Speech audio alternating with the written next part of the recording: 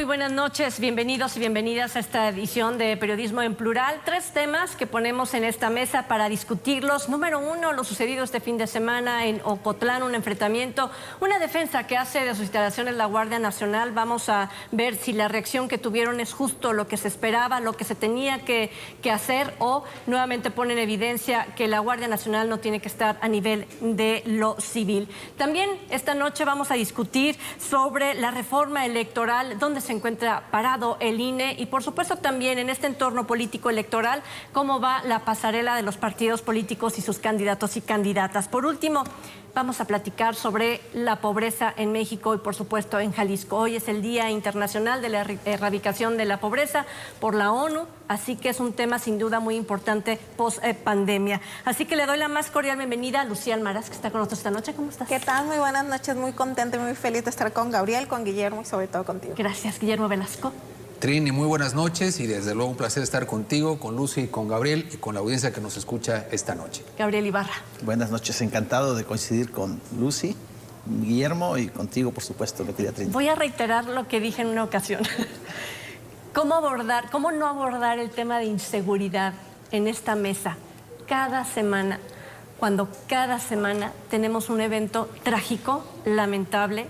Y creo que lo sucedido este fin de semana sobre la avenida Francisco Zarco en Ocotlán, que se convirtió en una guerra campal. Gente corriendo por las calles. ¿Qué fue lo que sucedió ahí para darle contexto a la gente que nos ve hoy? Bueno, lo dices muy bien, Trini. Desde luego siempre es preocupante que abordemos el tema de inseguridad, porque quiere decir que es un tema irresuelto, y no solamente irresuelto, sino creciente. Pero eso tiene un toque particularmente complejo y delicado al que me quiero referir. Y es, a ver, efectivamente lo que sucedió siembra miedo, vimos los rostros de la gente corriendo, hubo mensajes en redes sociales, incertidumbre, así lo calificaría, pero vamos al fondo de lo que realmente ocurrió. Primero, ¿quién suscita esta protesta en las instalaciones de la Guardia Nacional? ¿Es algo espontáneo? ¿Es algo genuino? ¿O es algo provocado? Yo me inclino a lo segundo, y ahora hay que irse a los antecedentes históricos de qué ha pasado en Ocotlán, porque efectivamente se ve un grupo que llega embravecido, con consignas, refieren que ha habido abusos, pero efectivamente la narrativa admite cualquier cosa. Hay que ver realmente cuál era la intencionalidad de llegar justamente a este reclamo en las instalaciones de la Guardia Nacional. Hay que recordar, entre otros muchos elementos, que en el año 2015, justamente en Ocotlán, hubo una emboscada contra lo que era entonces la gendarmería, y ahí murieron varios elementos de la policía, justamente en un tema en donde además la policía local guardó absoluto silencio. Ahí hay temas muy preocupantes que pondrían de manifiesto también la penetración de los cuerpos policiales locales a cargo de grupos del narcotráfico. Eso fue en marzo del año 2015. Y en junio del 2015 vino lo que algunos calificaron como una venganza policial. Esto fue en Tanguato, Michoacán, en donde efectivamente mueren, en lo que a decir de algunos grupos de derechos humanos no fue un enfrentamiento, sino una venganza contra grupos que en su día perpetraron aquella emboscada en la que murieron policías. Entonces, esto es de alguna manera antecedentes, entre otros que ha habido allá en Ocotlán. Pero lo que quiero decir, lo preocupante en este tema, yo vería dos temas muy graves, Trini. Uno, el enraizamiento de la delincuencia en la propia sociedad, sin que podamos generalizarlo, porque evidentemente hay gente muy buena y muy sana, pero evidentemente cuando el narcotráfico empieza a ser parte de las estructuras sociales y particularmente de la policía. Esto es muy grave. Y en segundo lugar, también hay que decirlo, pues la ineficacia de los cuerpos policíacos. Al final de la historia creo que es un desafío muy grave a la autoridad. También hay que decirlo, la Guardia Nacional ha demostrado en su tiempo de existencia una total ineficacia, no saben cómo reaccionar. Entonces yo no le quiero dar con esto mérito a la acción de la Guardia Nacional, que me parece que han sido como carros alegóricos en muchas partes del país y que no han resuelto un tema, no tienen experiencia, no son policías de proximidad, pero también quiero destacar que la policía en esas poblaciones no sirve.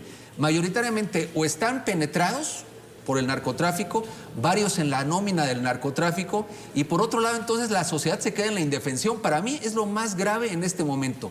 Vimos un tema fuerte, pero la pregunta es, ¿Es un desafío? Yo creo que sí. ¿Es una acción de provocación? Yo creo que sí. Siembra pánico. Y la pregunta es, ¿cómo tendría que haber actuado la Guardia Nacional en este delicado momento que yo creo que no es natural? Ahora bien, puede haber personas que genuinamente tenían reclamos, pero esto pasa, hay un sociólogo que se llama Gabriel Tarde, que refiere un fenómeno junto con Le Pen que hablan del tema de el alma de la multitud embravecida. O sea, cuando tú logras infiltrar gentes, empujar temas sociales, resulta que en realidad ya no tienen control.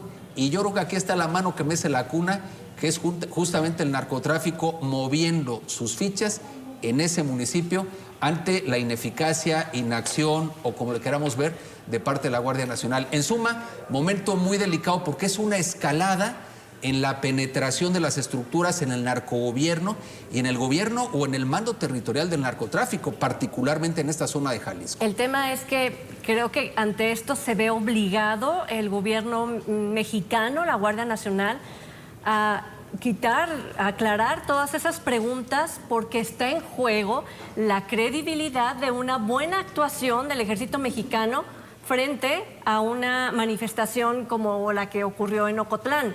Ante esto pondría en duda la eficacia del programa de seguridad que tiene el presidente Andrés Manuel López Obrador. Entonces le obliga al gobierno a decir exactamente qué pasó y cómo pasó. Sí, definitivamente. A ver, como hemos platicado aquí en esta mesa, ¿no? El tema de la seguridad pública no es algo que le agrade al presidente de la República en materia de rendición de cuentas, ¿no? Por eso manda de alguna medida la función de la seguridad pública a un tema militar, porque sabemos que con el tema de los decretos que lanza respecto a materia de transparencia y demás. Pero fíjate, yo aquí le doy otra lectura, que además me parece sumamente interesante lo que nos comunica Guillermo, pero independientemente de un contexto en donde pudiera ser que este grupo estuviera bajo la motivación o algún interés del crimen organizado, a mí lo que más me preocupa es justo cómo actúa la Guardia Nacional. O sea, no por nada, muchos hemos dicho que la Guardia Nacional no está diseñado para la materia de seguridad pública. Ya lo decía un poco Guillermo y lo comentábamos, no es una policía de proximidad, es decir, no está acostumbrado a lidiar con un tema ciudadano y sobre todo porque además dentro de su capacitación, pues su formación no está diseñada para eso, ¿no? Ellos llevan tema de armamento y tiro, otras cuestiones que se alejan al tema de la seguridad pública. Y por supuesto da la impresión de que también pues, no conocen los protocolos de actuación policial, ¿no? Particularmente uno que tiene que ver con el uso de la fuerza legítima que ellos podrían y que va por niveles, ¿no? De acuerdo al tema de las manifestaciones. Independientemente de que fuera el contexto que nos maneja Guillermo o que fuera un tema que me parece más preocupante, que fuera totalmente ciudadano, esta parte de lanzar tiros al aire, aunque sean así, pues no va de acuerdo a los protocolos que están ahí, ¿no? Y que son varios protocolos. Y fíjate, lo que sí hay que decir es que se distingue Ocotlán por tener una alta incidencia delictiva y sobre todo porque está en una zona limítrofe con Michoacán, ¿no? Y por otro lado también comparto el punto de vista, a ver, las policías municipales de Ocotlán y de muchos municipios del interior del estado hoy están debilitadas y además son personas que viven en Ocotlán o en partes muy cercanas a su municipio, que las personas lo conocen y como personas también estoy integrando a miembros del crimen organizado. Entonces, por supuesto que a la hora de la capacidad institucional de las policías municipales, pues esta está carente, está débil, no se atreven a actuar, no quieren actuar precisamente porque son rebasados en este tema, ¿no? Y finalmente, también tiene que ver con un tema de control social. Es decir, este tipo de manifestaciones, ya lo comentábamos antes de entrar al aire, ¿no? Se dan en otras partes de la República, sobre todo en los estados del sur, en donde se dan este tipo de manifestaciones que no es otra cosa más que un control social que realiza la propia ciudadanía ante la ineficacia, ante la ineficiencia de la actuación hoy de la Guardia Nacional. Aquí el tema es, si sí hubiera habido, porque hay disparos, hay impactos de bala que caen, que golpean, que pegan en los muros de las instalaciones de la Guardia Nacional. O sea, no es solamente que la Guardia Nacional comenzó a tirar al aire ¿no? Para poder espantar o alejar, disuadir a los manifestantes. No, hubo balazos que fueron dirigidos hacia las instalaciones de la Guardia Nacional. Entonces, ¿cómo lidiar con esa parte donde fueron atacados, donde están amenazando las instalaciones de una autoridad que es nada más y nada menos la Guardia Nacional, viéndola como lo que representa el ejército mexicano, porque todos sabemos que quien coordina la Guardia Nacional es el ejército mexicano? ¿Cómo entonces actuar ante esa amenaza a las fuerzas, Gabriel? Bueno, ¿qué dicen los protocolos al respecto? O sea, entiendo pues que debe haber protocolos para cómo enfrentar manifestaciones. ¿Y qué dicen los protocolos? Disparos al aire, ¿cómo enfrentarlos? Por ejemplo, las instalaciones de la Guardia Nacional deben de tener algún sistema de protección para ese tipo de manifestaciones, porque no es la primera ocasión que se presentan manifestaciones contra el ejército o contra la Guardia Nacional en el país, no en Jalisco, en el país. En el país, sí. Incluso allá en la zona de Ayotzinapa, de Iguala, llegaron incluso a entrar a las instalaciones de los militares. Llegaron, se metieron. Y como hay un concepto de cómo enfrentar a estas manifestaciones ciudadanas, entre comillas, de abrazos, no balazos, entonces, ¿en qué situación dejas a las fuerzas de seguridad, al ejército, que pues cómo han sido jaloneados los soldados en muchos casos? Y incluso cuando se dio aquella explosión de huachicol, de gasolina, cómo pues querían impedir que la gente se acercara. Y no lo lograron. Y vimos cómo con baldes, galones, tambos, etcétera, la gente se llevaba esa gasolina, ¿no? Y el ejército fue rebasado completamente y prefirieron que la gente mejor se llevara la gasolina que enfrentarlos, y lamentablemente las consecuencias fueron terribles. ¿Cómo debieron haber actuado en ese sentido? En otra época, ¿cómo actuaban? Pues si se violaba la ley, pues usaban la fuerza, ¿no? Incluso el uso de las armas, lo usaban. Ahora ya no se puede hacer eso. Las situaciones políticas del país, la polarización, no lo permiten. Y por otro lado, habría que considerar, como bien lo señala Guillermo, hay antecedentes de confrontaciones, con saldos muy dolorosos. En el 2015 fueron 11 muertos los que se presentaron y fueron 4 de la Gendarmería Nacional. Entonces, esto no es algo que haya surgido hoy. No tengo elementos para poder relacionar este hecho con del 2015, pero aquello tuvo trascendencia nacional, porque como señalaba Guillermo, en un municipio de Michoacán, ahí había una especie de campamento, ¿no? Sí, y llegan las fuerzas de seguridad del país, no sé si fueron la Armada, no sé qué grupo, pero hubo una matazón,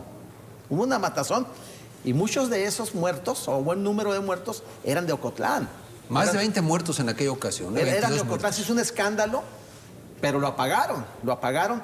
Entonces, lo que estamos viendo, pues, es una forma de manifestación social, pero no tengo claro a qué obedece, si es una manifestación legítima de reacción ante la Guardia Nacional. No sé si la Guardia Nacional se haya extralimitado en su manejo en el caso de Ocotlán, o sea, que venga una estrategia precisamente para pues frenar cualquier acción que se pudiera realizar y dejarlos atados de mano, ¿no? Como sucede en muchos casos. O sea, no podemos dejarlo fuera de lo que sucede en el país, de enfrentamientos de la criminalidad con las fuerzas de seguridad, que ya sucedió en Monterrey, por ejemplo, en Nuevo León ya sucedió en manifestaciones que se hicieron, en narcobloqueos que se presentaron. Entonces, yo no tengo claro, leía que aparentemente había habido un accidente y que de ese accidente... Está involucrada una unidad de la Guardia Una unidad de la Nacional. Guardia Nacional, o sea... Pero una cosa es que te manifiestes... Pero aparte hubo otro, Gabriel, ¿no? Que decían que iba una mujer en una moto y la detuvieron, que porque están revisando quién tiene licencia y quién no tiene licencia por la presencia de las motos, que están utilizadas también por el crimen organizado para cometer robos, etcétera. Entonces, no sabes ni siquiera qué fue exactamente lo que pasó. Lo que sí es que el presidente municipal, dice Josué Ávila, vivimos días complicados en todo el país y nuestro municipio no es ajeno a ello. O sea, ya damos por asentado que es una situación como normal. Fue lo único que le faltó decir, ¿no? Nosotros también estamos ya en esta normalidad, no podemos estar ajenos. Sí, porque mira, una manifestación, pues, ¿qué es una manifestación? Yo estaba viendo ahorita, me mandaron un video de una manifestación de hoy en París contra la inflación, ¿no? Una inflación de millones, una manifestación de millones de personas, pero una manifestación pacífica, ¿no? Civilizada, en el ¿no? marco de la legalidad, como suelen ser las manifestaciones. Sí, y pero que en algunas ocasiones han hecho lo contrario también, bueno, ¿no? Y sí, hemos claro. tenido también enfrentamientos hubo un entre tiempo en policías que o la... quemaban vehículos y Sí. etcétera, pero digo... no son tan yo elegantes hablo de siempre. una manifestación pues que hoy se da. Y esta, ¿por qué tenerse que meter a las instalaciones de la Guardia Nacional? Esa es una provocación. Y en ese sentido, ¿cómo reaccionar? ¿Cómo enfrentarla? O sea, yo obviamente que no tirando balazos, ¿verdad? Mira, a ver, Gabriel, es algo muy importante. El Estado tiene el monopolio de la violencia para ejercerla. Eso sí, con protocolos y apego a los derechos humanos y lo que quieras, pero si no está en la inacción, tiene que ver por el mayor bien, el bien público. Yo sí creo, tampoco tendría unos elementos contundentes, pero sí suena cuando menos extraño el sabor que tiene esta manifestación, dados los antecedentes, lo que refiere es efectivamente a los tiros, los balazos que van directo contra las instalaciones de la Guardia Nacional. Entonces me parece que ese tema es, por decirlo menos, preocupante. Yo lo veo así, un desafío a la autoridad, posiblemente un mensaje al presidente López Obrador, porque efectivamente cuando tú juegas del lado de otro grupo de la delincuencia en ocasiones o con linderos cercanos, pues efectivamente hay quien reclama. Oye, ese es el problema de alguna manera en ocasiones tomar partido, ¿eh? Hay que decirlo con claridad. ¿Y de parte de quién el mensaje también, no? Pues sí, ya sabemos quién está asentado en el Estado y particularmente Hablemos en de ese tipo geografía de y territorios, por municipio supuesto. que está, decíamos, colindante con Michoacán. A mí me gustaría solamente comentar tres cosas. Una es que el presidente municipal, como tú le dices, dentro de esta normalización o sistematización de lo que ellos viven ahí en materia de inseguridad, les pidió que se resguardaran, ¿no? Ese por un lado, que un presidente municipal diga eso. Métanse a su casa. Y no salgan en un rato, ¿no? Es complicado. El otro es que, por supuesto que ninguno de los que estamos aquí en la mesa seguramente estamos en pro de la vulneración de los derechos humanos, ¿no? Ni los derechos fundamentales. Entonces, independientemente de que, como decimos, no tenemos versiones claras, ¿no? Y con los elementos que estamos hablando, es lo que hemos visto en prensa, independientemente de este tema de los balazos hacia las instalaciones, pues la violencia no se responde con violencia, sobre todo, insisto, cuando se está preparado en un tema de protocolos de actuación. Pero depende, ¿Abrazos, Lucy, no balazos? pero, No, Lucy, no, pero de todas formas, o sea, hay otras formas. Digo, el protocolo marca niveles en los que tú tienes que utilizar la fuerza ¿o no? policial. Exacto. Entonces yo solamente me quedo en eso. Y finalmente, también hay que hacer una revisión muy exacta sobre cuál es el modus operandi del crimen organizado, que hasta donde teníamos conocimiento no era contra las instalaciones de la Guardia Nacional, por lo menos de la Guardia Nacional. Sí de otras policías, sí de otras fiscalías, pero no de la Guardia Nacional. Se manejan a través de emboscadas, de asesinar a los elementos en las carreteras, etcétera. Pero me parece que marca un precedente importante. pero ve el caso Si de es lo que dice es así. Gabriel de Guerrero. Se metieron a las instalaciones. Yo creo que ese modus Exacto. operandi tampoco lo podemos descartar. Pero eso, decíamos, es sobre todo en el sur del país, pero aquí en Jalisco, No lo por lo habíamos- menos en Pero no- instalaciones pero no es de la descartable. Guardia Sido en el área Nacional, pública pero y aquí. las carreteras, Exacto, no había así sido- Pero no es modus operandi descartable. así. No, Estoy por de acuerdo, supuesto no que es no. descartable porque lo que sí es cierto es que hay antecedentes, y aquí hay que ver tendencias y antecedentes de cómo han operado, de cómo han penetrado la policía. Muy raro el mensaje del alcalde, por decirlo menos, asusando incluso a que la gente se quede en casa. O sea, a mí me parece parte de una narrativa del terror que en todo caso opera más a favor de la delincuencia organizada que al restablecimiento del orden público. A mí eso cuando Se menos lo me estaba llama la diciendo, atención. Gabriel, Lucía, Gabriel. debilidad. Lucía hace una observación, derechos humanos. Pareciera que se contrapone con el orden. O sea, ¿hasta qué punto los derechos humanos, o sea, ¿Cuáles son los límites de la actuación de un cuerpo de seguridad ante el rompimiento del orden? O sea, meterte a tu casa, meterte a su casa, quitarle las armas. ¿Hasta qué punto una forma de defenderte, de reaccionar, estás atentando contra un derecho humano? O sea, ¿cuáles son los límites del derecho humano? ¿O los derechos humanos no tienen límites? Porque entonces viene la destrucción del Estado, que tiene una gran responsabilidad, una gran tarea del contrato social, que es ofrecernos seguridad y es sancionar a aquellos que rompen el orden público. Y es lo que estamos viviendo de alguna manera en México, en el cual el contrato social está totalmente desaparecido. Los únicos intocables son los delincuentes, es lo que ha pasado. ¿Qué ha sido la narrativa del presidente López Obrador? Y el límite son los instrumentos jurídicos, los protocolos. Vamos Ahí a hacer están. una pausa que yo de repente digo, vamos a relacionarlo con el siguiente bloque. Los responsables de garantizar esa seguridad a la población es justo aquellos que se están paseando entre sus partidos para ser los futuros candidatos o candidatas a los diferentes puestos para el 2024. Regresamos precisamente con ese tema y la reforma electoral.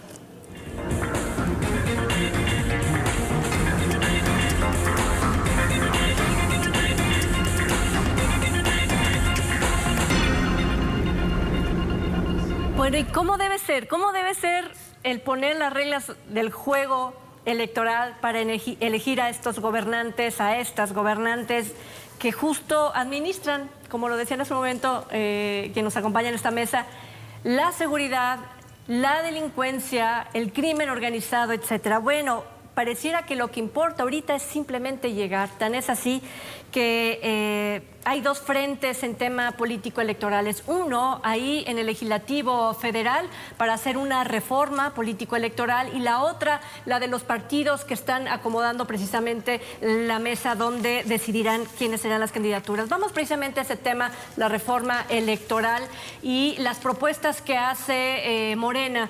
Ellos quieren que desaparezca tanto recurso, que disminuya el recurso para el Instituto Nacional Electoral y que también el número de consejeros sea menor.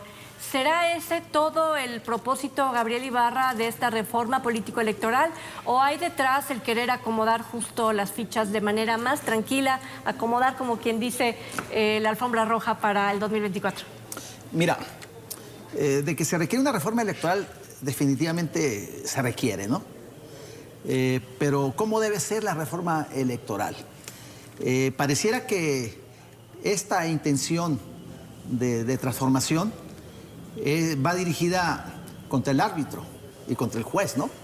O sea, contra el INE y contra el tribunal.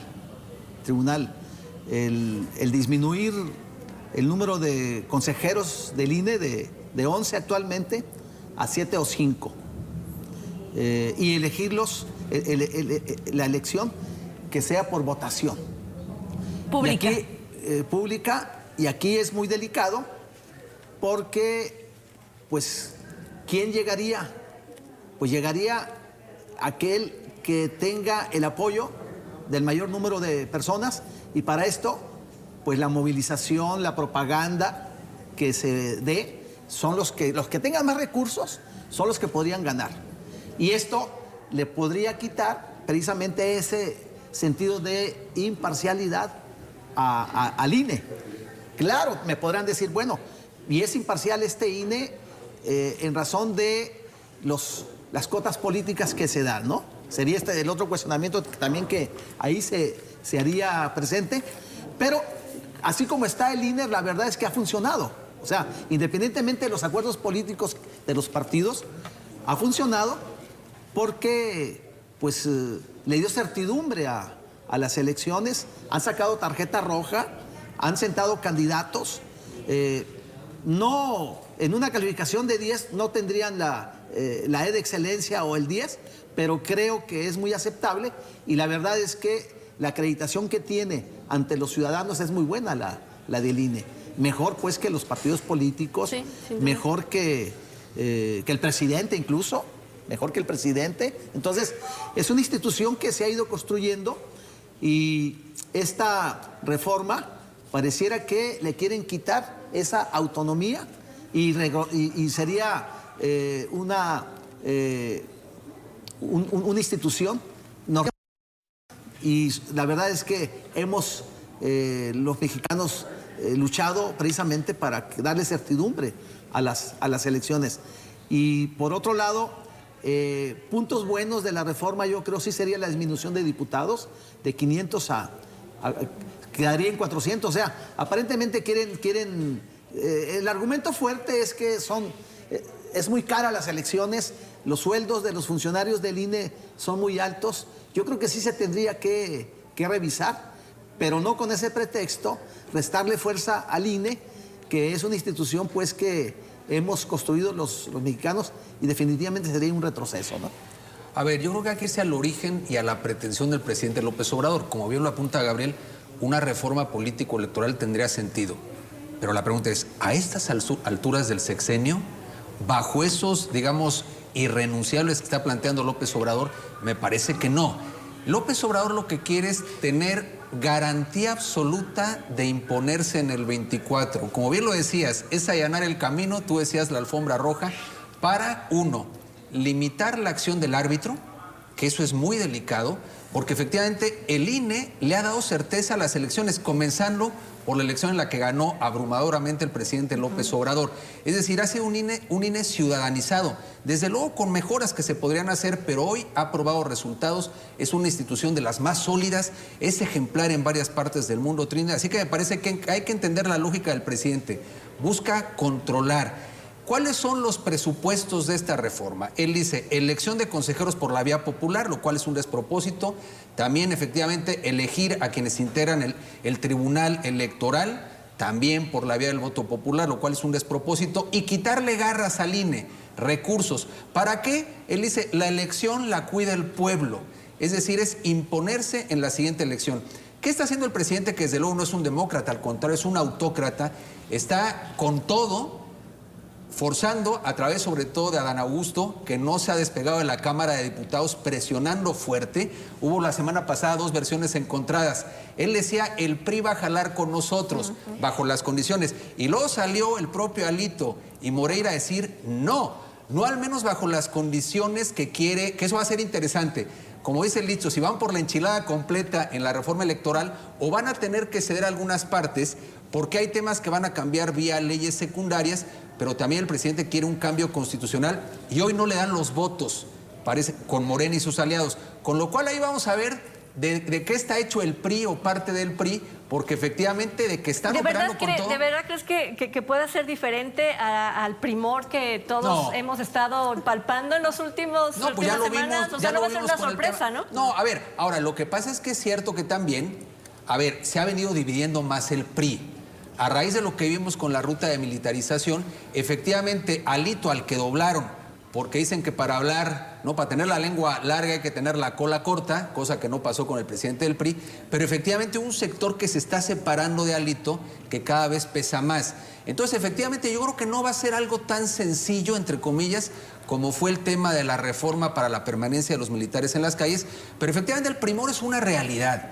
Esa es una realidad, se están alineando con el presidente lo sabe, por eso incluso fanfarronea cínicamente con este discurso, y esa es su gran apuesta, pero no va a interesar ni el diálogo, ni el debate. Ellos van bajo una lógica de controlar plenamente la elección al 23 y al 24. Lo que sí es que los tiempos son muy importantes, porque no creo que también se vaya a lanzar el presidente a violar el calendario político electoral, que eso ya está acordado, ya está ahí. Bueno, ¿O crees que tengo mis dudas, porque en materia electoral, bueno, se han vivido la 4T en la ilegalidad, ¿no? Actos de campaña anticipados, exacto, correcto, etcétera. Entonces, a ver, por supuesto coincidimos en puntos, ¿no?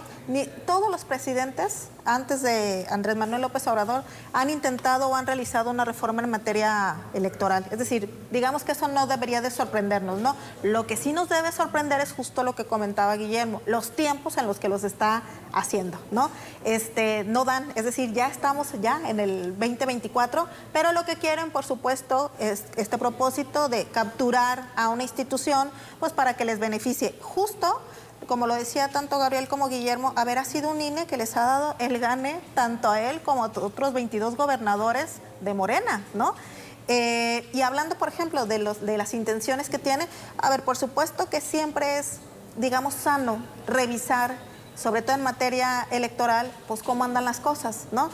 Revisar al INE, por supuesto, con sus excesos, con los abusos que ha tenido también el INE. Por ejemplo, sobre todo su presidente, ¿no? Sí, veo que, y esto no es nuevo, lo traía desde hace ya un rato la propuesta de la 4 Transformación, el voto electrónico, ¿no? Es decir, darle mayor auge al voto electrónico. Me parece que dentro de las desventajas que trae esta propuesta es precisamente la desaparición de los soples, es decir, de los órganos estatales, aquí en Jalisco el Instituto de Participación, y eso me parece que pudiera ser negativo. Sin embargo, cuando hablamos de una debilitación al INE, por ejemplo, en materia presupuestal, pues la lógica nos indicaría que al desaparecer los estatales, se tendría que robustecer al Instituto Nacional, al que sea al INEC o al con sus INE, delegaciones, ¿no? en Con sus delegaciones, exactamente. Y entonces, por supuesto que hay una intención de debilitar el sistema democrático. Ellos mismos lo han dicho, de abaratar la democracia. Es en serio, sí se va a abaratar la democracia, pero en el sentido negativo, no en el sentido de disminución de presupuestos, hacerlos más eficientes, más eficaces. No, lo que ha sido toda una lucha histórica, que ya lo decía Gabriel, bueno, pues ahora la vemos amenazada frente a las intenciones que tiene el presidente de la República. Y efectivamente ya empiezan a haber declaraciones en donde teóricamente no van con la propuesta, decía el presidente del PRI, lo mismo lo decía el PAN, pero tienen a otros que la pueden avalar. Sin embargo, coincido en que a nivel constitucional no les alcanza para que hagan esta reforma. ¿Qué va a pasar? Bueno, es clave la decisión del PRI, ¿no? Es clave porque si el PRI, si doblan a Alito, ¿Otra como vez? ya sucedió. como ya sucedió, Segunda parte. que bueno, en el caso del Ejército de Guardia Nacional, es algo que ya tenemos, ¿no? Se extiende nada más. Yo no sé qué es más delicado, si una reforma política como la que están planteando, en el que pues buscan controlar al árbitro y al juez, o una reforma como que se amplía que el ejército esté en las calles. Me parece más delicada esta.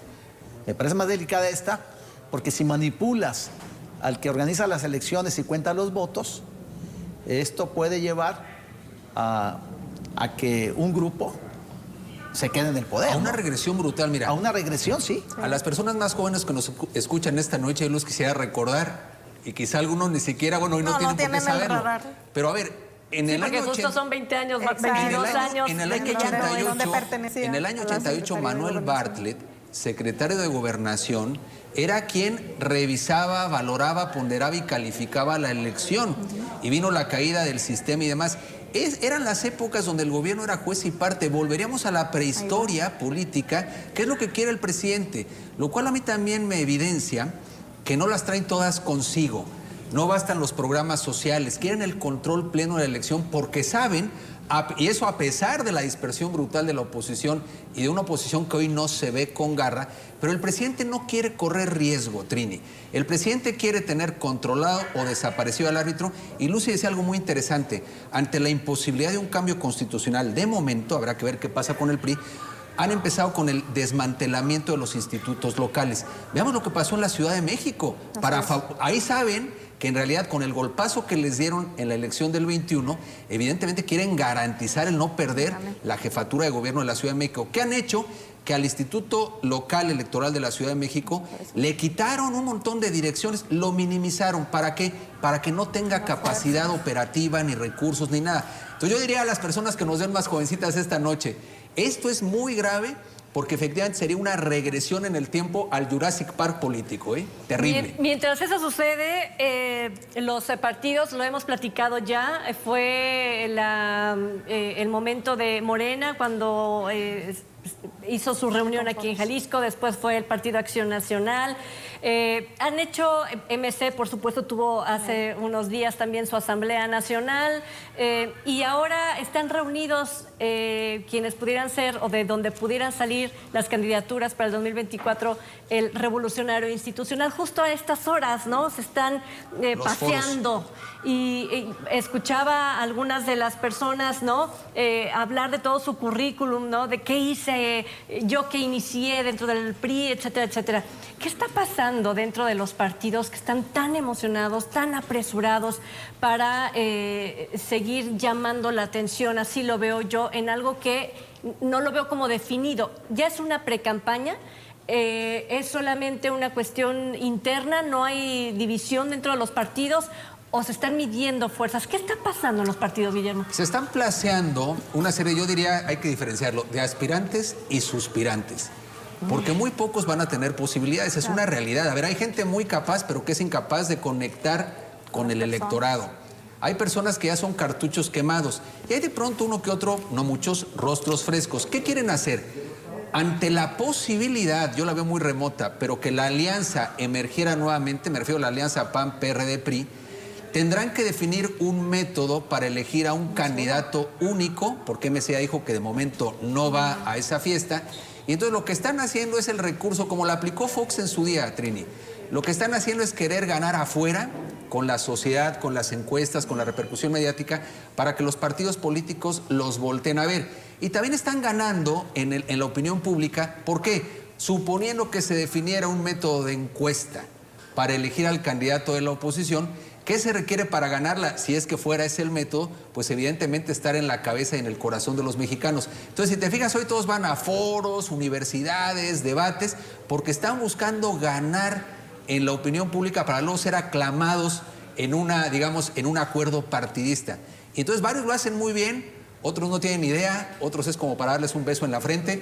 Hay de todo en este tema, ¿no? ¿Cómo lo ves, Gabriel? Bueno, es que el presidente marcó agenda.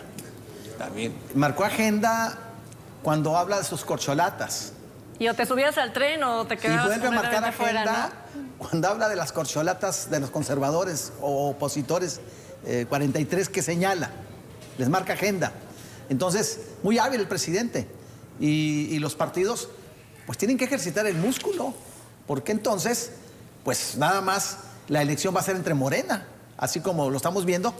De tal suerte, pues, que se tienen que mover, tienen que buscar fórmulas precisamente para posicionarse ellos, para dar a conocer a sus figuras, porque la verdad es que PAN y PRI sí tienen personajes interesantes. Por ejemplo, estos 8 que presenta el PRI, que va a haber una especie de pasarela. Hay 2 personajes interesantes, pero uno en especial que tú lo subrayabas el otro día en un programa de radio, Guillermo, José Ángel Gurría, ¿no? Sin duda alguna. De esos 8 está José Ángel Gurría, muy notable, que es un personaje, pues, de mundo, con una visión muy clara del asunto de la economía global. Él estuvo como secretario general de la OCDE. Y bueno, va a ser interesante, pues, las visiones críticas, las propuestas que hagan sobre México, sobre el presente y sobre el futuro, las críticas que hagan al modelo económico que impulsa López Obrador, al tema de los conflictos comerciales que se tienen con Estados Unidos y con Canadá en el marco del Tratado de Libre Comercio. Entonces, es interesante, pues, que empiecen a moverse, porque entonces, pues, nada más la agenda está con los candidatos de la cuarta T, ¿no? Pues aquí ya empezó definitivamente, esto es claro. Yo no sé si la gente va a aguantar, yo le pregunto a usted ahí en su casa, ¿va a aguantar de aquí hasta el 2024? Esto es campaña política literal. El día de mañana, por ejemplo, Enrique de la Madrid está presente en Diálogos por México, ¿no? Que es parte de las acciones que están realizando a través de las cuentas sociales, a través de estas redes.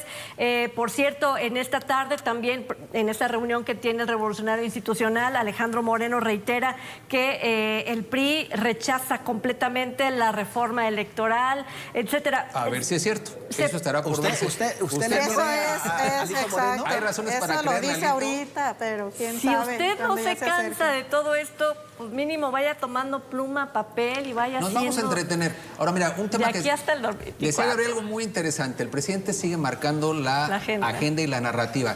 ¿Qué está buscando? Forzar a que rápidamente la oposición se decante por un candidato al que poderle pegar sin piedad. Sí. Porque de momento hay muchos rostros. Y de alguna manera, una vez que esté más perfilado ese candidato, van a empezar las persecuciones fiscales, ya lo verás.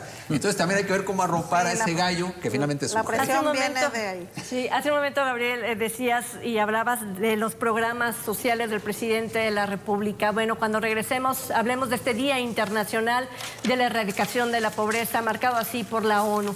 ¿Qué se está haciendo en el gobierno de la 4T? Ya regresamos. Así que...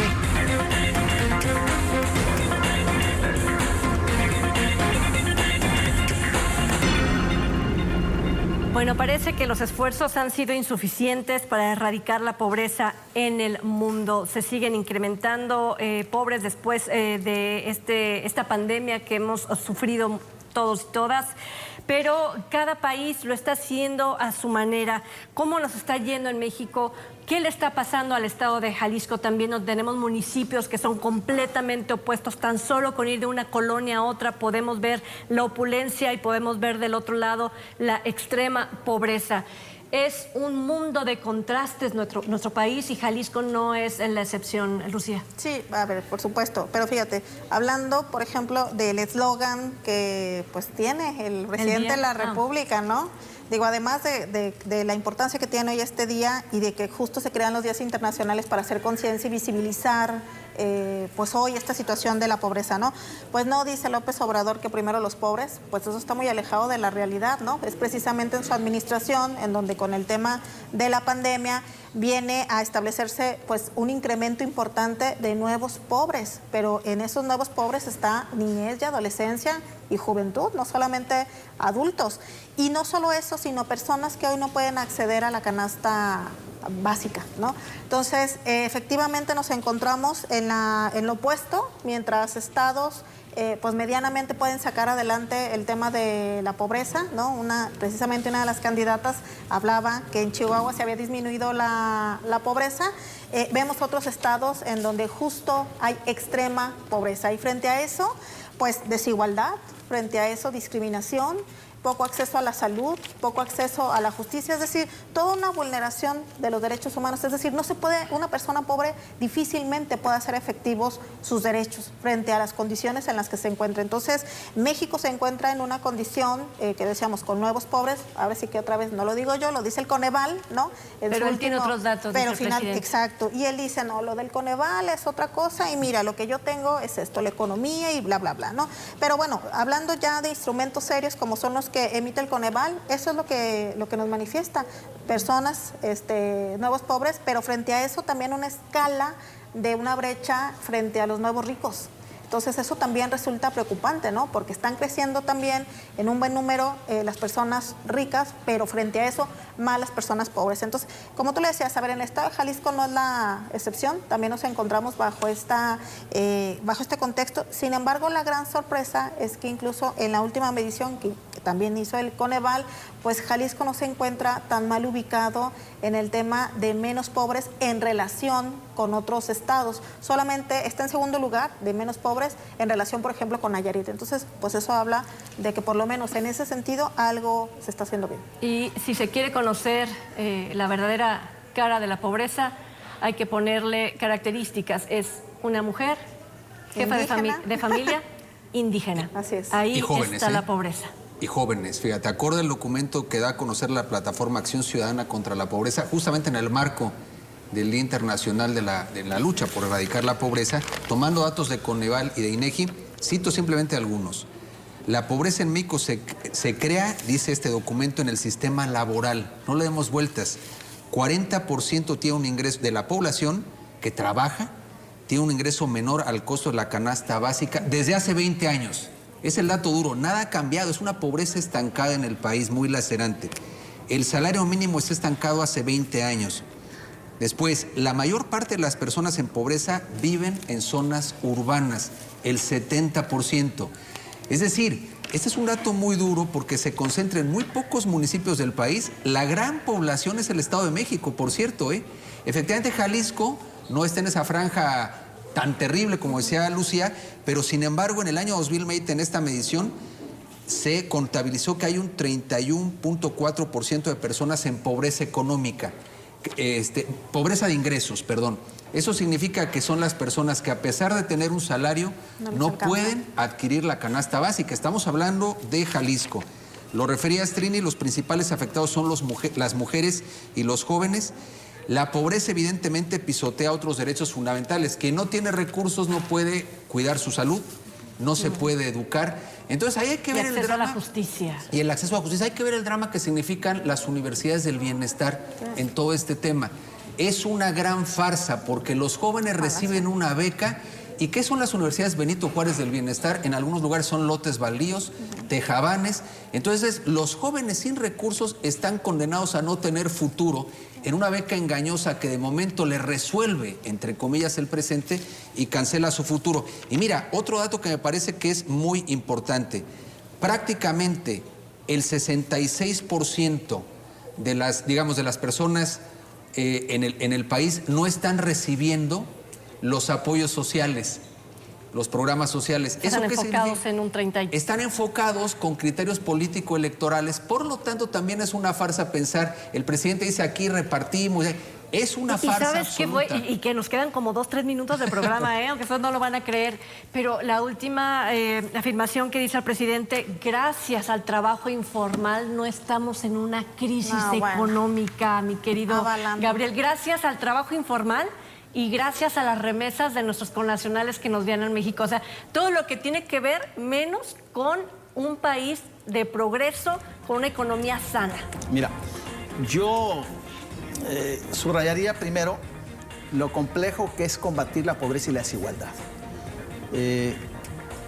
Este gobierno ha instrumentado una serie de programas sociales con el argumento de que los gobiernos neoliberales habían concentrado riqueza. O sea, sí se genera riqueza, pero mal distribuida.